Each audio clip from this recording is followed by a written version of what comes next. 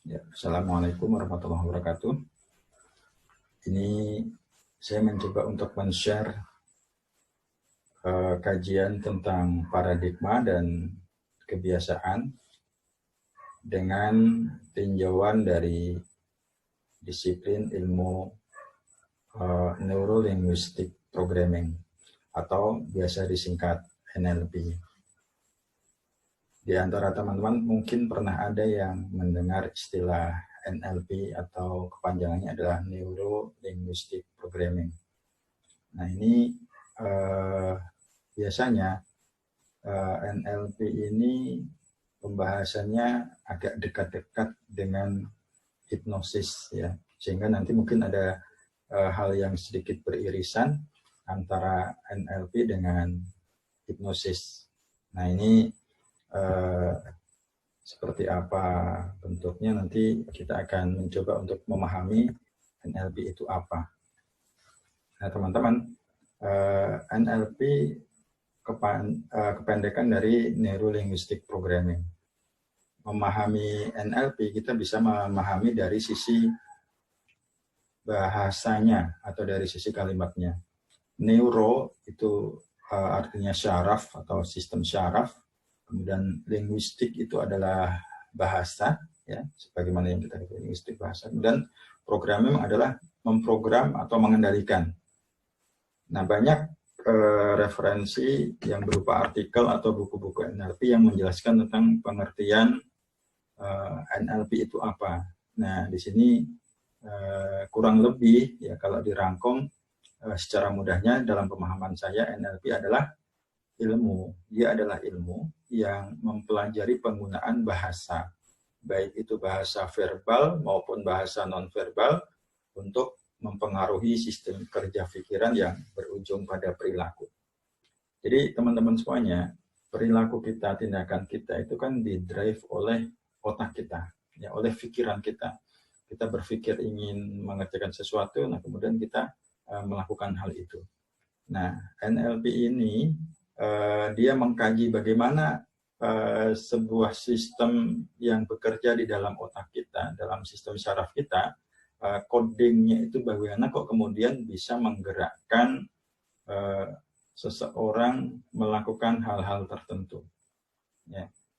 Kenapa ada orang yang takut, ada orang yang berani untuk melakukan hal-hal tertentu? Nah itu ternyata proses berjalannya dalam sistem syarafnya dia itu berbeda. Ya, dalam sistem kerja otak itu berbeda. Yang terjadi di dalam sistem kerja otak ternyata berbeda. Ya, kita akan mengkaji berikutnya. Ya, kita akan coba share bahwa ternyata sistem syaraf kita itu bisa dipengaruhi atau bisa untuk diprogram menggunakan penggunaan bahasa, baik itu bahasa verbal maupun bahasa non-verbal. Ya, kita tahu bahasa verbal adalah bahasa yang terucap, ya, baik melalui lisan maupun tulisan. Kalau bahasa non-verbal adalah bahasa-bahasa yang tidak terucap, biasanya melalui gerak tubuh atau melalui bahasa tubuh. Nah, dan itu semuanya, kedua bahasa itu sama-sama berpengaruh terhadap proses berpikir seseorang. Misalnya orang mengalami fobia, ya, orang mengalami fobia. Katakanlah fobia apa misalnya? Misalnya fobia terhadap cicak. Ya. Orang yang fobia terhadap cicak itu memahami cicak itu tidak sama dengan orang lain memahami cicak. Dalam pemikiran dia, bahasa yang muncul dari kata cicak adalah mengerikan, sementara orang lain mungkin hanya menggelikan. Itu masalah fobia cicak. Ya, jadi bagi teman-teman yang mempunyai kenalan atau pernah memahami orang yang fobia, dia merasa takut yang berlebihan, ya, terhadap sesuatu hal, atau dia mengalami respon yang berlebihan terhadap sesuatu hal, yang itu tidak dialami oleh orang pada umumnya. Nah, ini artinya apa? Artinya dia membahasakan, katakanlah kalau tadi contohnya cicak, itu membahasakan cicak dalam pikiran dia berbeda dengan orang lain membahasakan cicak dalam pikiran mereka. Orang yang fobia terhadap kupu-kupu misalnya, sama, dia membahasakan kupu-kupu berbeda dengan orang lain membahasakan kupu-kupu dalam pikirannya. Kalau orang mengatakan, orang lain mungkin beranggapan, berpersepsi bahwa kupu-kupu itu adalah binatang yang lucu, binatang yang indah, warna-warni, tetapi bagi orang yang fobia tidak demikian adanya. Bahasa yang diterima oleh sistem saraf dia itu berbeda dengan bahasa yang difikirkan atau yang diterima oleh sistem saraf orang lain yang tidak mengalami fobia. Nah ini menunjukkan bahwa respon seseorang terhadap sesuatu hal dipicu oleh sistem yang bekerja di syarafnya, dan sistem yang bekerja di syarafnya itu dipengaruhi oleh pola bahasa yang dikelola oleh pikirannya. Sampai di sini bisa difahami ya insight-nya. Itu kalau fobia. Nah sekarang bagaimana kebalikan dari fobia? Misalnya kita akan melihat pada kasus orang yang percaya diri. Nah, orang percaya diri, dia mengalami pembahasaan yang juga mungkin berbeda dengan orang-orang pada umumnya. Ya. Orang yang percaya diri mempersepsi sesuatu kondisi dengan bahasa yang membuat dia berpikir untuk berani. Berbeda dengan orang-orang yang membahasakan sebuah kondisi biasa-biasa saja, ya, tidak memunculkan rasa berani, rasa antusias dan lain sebagainya. Nah, kebalikan dari percaya diri adalah minder, ya. Nah, minder ini juga adalah produk dari bahasa yang bekerja dalam otak seseorang atas sebuah kondisi, ya, atas sebuah kondisi yang kemudian di dalam otak dia kondisi itu dibahasakan sebagai sesuatu yang mungkin membuat dia tidak berdaya, mungkin membuat dia malu, mungkin membuat dia sungkan, mungkin membuat dia untuk tidak berani tampil. Nah itu yang terjadi pada pikiran orang yang minder. Nah ini ya yang terjadi pada anak yang minder. Gejala bahasa yang nampak adalah dari sisi gesturnya, ya, kemudian dari sisi pandangan matanya. Ini adalah semua ini adalah produk dari apa yang ada di dalam pikiran dia terhadap sebuah masalah yang dia pandang. Ya. Jadi atas sebuah fakta, ya, atas sebuah fakta, si anak ini kemudian membahasakan fakta itu sebagai sesuatu yang membuat dia harus merespon secara unik yang kemudian publik menyebutnya sebagai oh itu namanya rasa minder.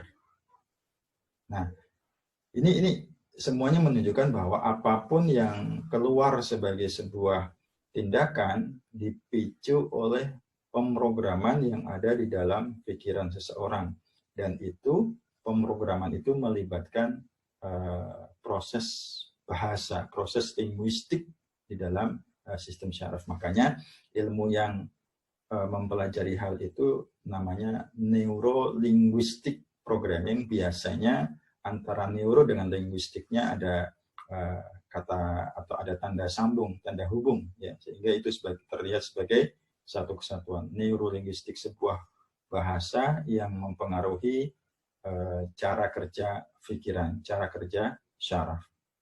Nah, kemudian cara kerja syaraf itu yang kemudian mempengaruhi tindakan atau perilaku seseorang. Dalam kajian psikologi dikenal ada istilah pikiran sadar dan pikiran tidak sadar. Ya. Dalam NLP biasanya disebutkan dengan conscious dan unconscious mind. Ya. Ini digambarkan sebagai sebuah iceberg, sebagai gunung es, fenomena gunung es. Ya. Jadi manusia itu tampilan keluarnya lebih banyak dipengaruhi oleh pikiran bawah sadar dia. Sekitar 87% itu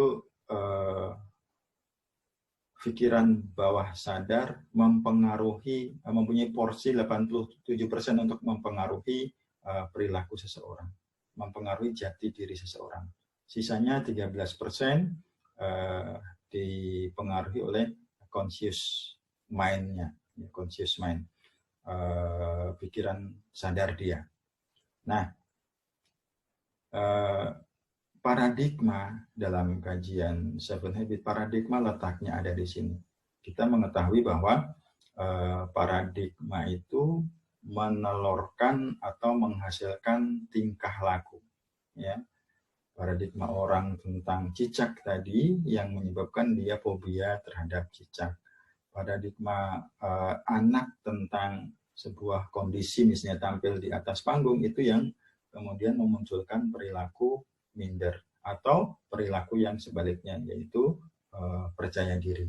Nah, semua itu tergantung kepada paradigma dan dalam kajian pikiran sadar, pikiran bawah sadar, paradigma letaknya ada di pikiran bawah sadar. Ya. Porsinya 87% mempengaruhi jati diri seseorang. Nah, ini penting kita ketahui karena kita jarang untuk mengelola pikiran bawah sadar. Ya, padahal ini porsinya 87% untuk mempengaruhi tingkah laku kita. Oke. Sampai di sini sudah bisa ditangkap ya bahwa kita tadi membahas tentang respon yang keluar itu tergantung kepada proses yang ada dalam pikiran seseorang, dan proses dalam pikiran seseorang itu dipengaruhi oleh penerjemahan atas sebuah fakta, atas sebuah kejadian yang itu melibatkan proses bahasa. Makanya disebut dengan linguistic programming, ya, neuro-linguistic programming. Nah, kita akan mencoba untuk masuk lebih lanjut ke dalam masalah conscious dan unconscious mind. Ya. Nah, ini karena kita mengkaitkan antara NLP dengan habit, maka saya akan lebih menitik beratkan pembahasan kita tentang bagaimana habit atau pembiasaan itu bisa ditangkap oleh pikiran bawah sadar. Ya. Dalam kajian-kajian biasanya, ya, kebiasaan itu akan membuat seseorang untuk mudah melakukan sesuatu hal. Ya. Orang yang sudah terbiasa olahraga, sering saya contohkan, itu untuk berolahraga itu lebih mudah daripada orang yang masih belum terbiasa olahraga. Orang yang sudah terbiasa atau siswa yang sudah terbiasa mengerjakan soal hitung-hitungan, dia akan lebih mudah menyelesaikan soal tersebut daripada siswa yang belum terbiasa untuk berlatih soal hitung-hitungan. Ya, kenapa? Karena sekali lagi pembiasaan itu meringankan beban pikiran untuk melakukan tindakan tertentu. Nah, dalam kajian yang dilakukan oleh University College London, ya, yang ada di London, ya,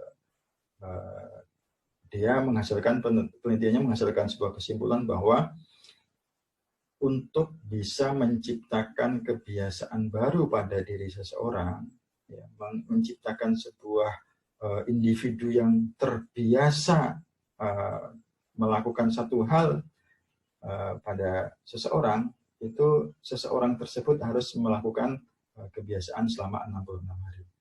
Dengan kata yang lebih mudahnya adalah kebiasaan baru itu bisa dibentuk setelah 66 hari berjuang untuk melaksanakan satu jenis kebiasaan tersebut.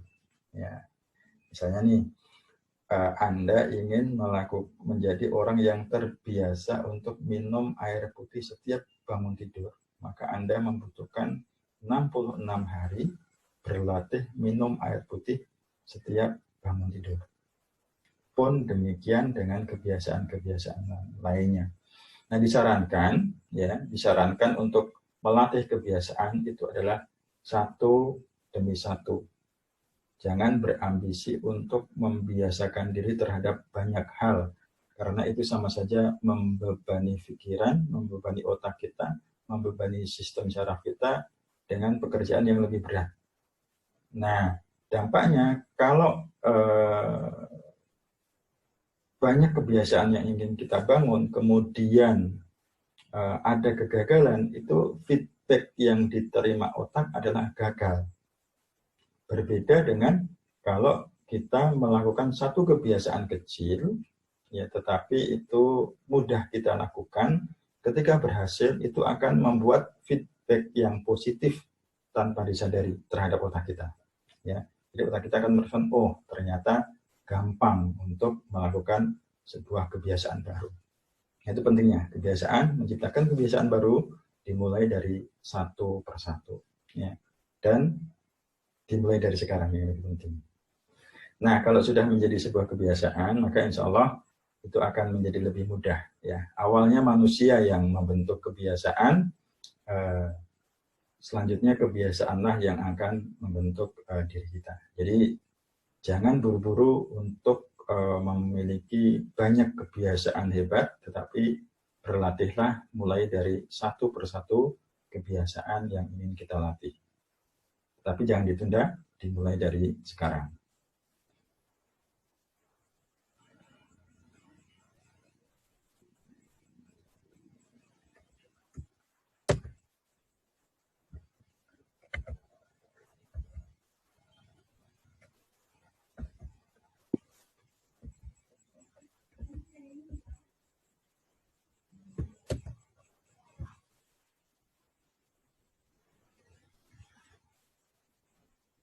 Nah, oke ya.